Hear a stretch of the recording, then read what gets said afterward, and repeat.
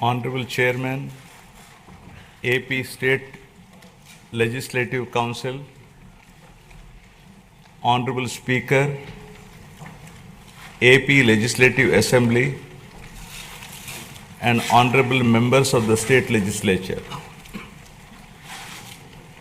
It is indeed an honor and privilege for me to address the esteemed joint session of this Legislative Assembly on this momentous occasion of the budget session 2025-26. The people of Andhra Pradesh have bestowed an unprecedented mandate to my government in the assembly elections, reflecting their trust and confidence in the leadership of Shri Narendra Chandrababu Naidu Garu, Honorable Chief Minister,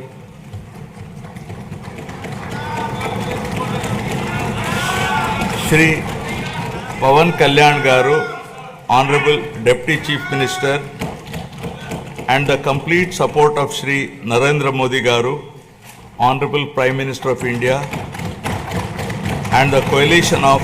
NDA government. The overwhelming and historic majority bestowed upon this government is not only a resounding testament to people's will, but also a strong statement against the misrule of the previous regime. Let me bring the attention of the August House to my earlier address to this House, where I had spoken about the perilous situation we were in due to misappropriation on all fronts in the previous regime. I had highlighted the misgovernance that took place during the past 5 years, 2019 to 24, which had left behind the state on the brink of financial collapse. The people were informed about the true extent of damage done to the state by the previous regime through the 7 white papers.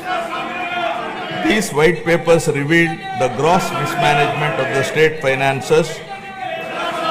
diversion of state resources,